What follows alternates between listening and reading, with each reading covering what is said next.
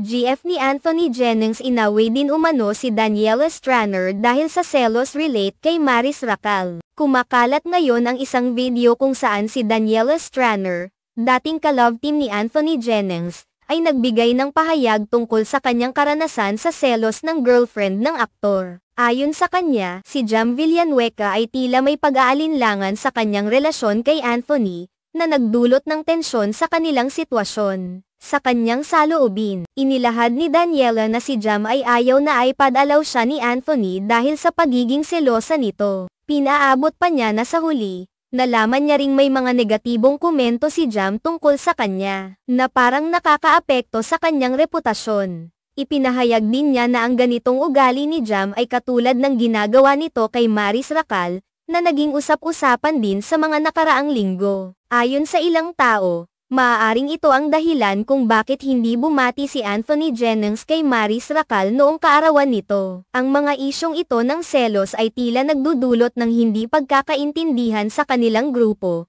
na nagiging sanhi ng mga hidwaan sa kanilang mga relasyon. Isa sa mga dapat pagtuunan ng pansin ay ang epekto ng ganitong sitwasyon sa kanilang mga career bilang mga artista. Ang mga ganitong isyu, bagamat tila mga personal na problema, ay maaaring magkaroon ng mas malawak na implikasyon sa kanilang mga proyekto at sa pagtanggap ng publiko. Ang mga fans ay kadalasang naaapektuhan ng mga ganitong balita, at nagiging dahilan ito ng pagbabago sa kanilang pananaw sa mga artista. Hindi may kakaila na ang selos ay isang natural na emosyon, ngunit kapag ito ay lumalala at nagiging sanhi ng hidwaan, nagiging masalimuot ang sitwasyon. Si Daniela ay tila naglalarawan ng kanyang damdamin ng hindi pagkakaunawaan sa pagitan nila ni Jam, na nagiging sanhi ng pag-aalala hindi lamang para sa kanya kundi pati na rin kay Anthony. Maraming netizens ang nagbigay ng kanilang opinyon tungkol sa isyong ito. Ang ilan ay pumapanig kay Daniela, habang ang iba naman ay tila kumikilala sa posisyon ni Jam bilang isang girlfriend na nagmamalasakit sa kanyang relasyon. Ang mga ganitong pananaw ay nagpapakita lamang na ang mga fans at taga-suporta ng mga artista ay may kanya-kanyang pag-unawa sa mga ganitong sitwasyon, na nagiging sanhi ng mga masalimuot na diskusyon sa social media. May mga pagkakataon din na ang mga ganitong isyu ay nagiging pagkakataon para sa mga artista na mas mapalalim ang kanilang koneksyon sa kanilang mga taga-suporta. Sa kabila ng mga hidwaan, ang pagbibigay ng tamang impormasyon at pag-unawa sa isa't isa ay mahalaga upang mapanatili ang magandang relasyon sa kanilang mga fans.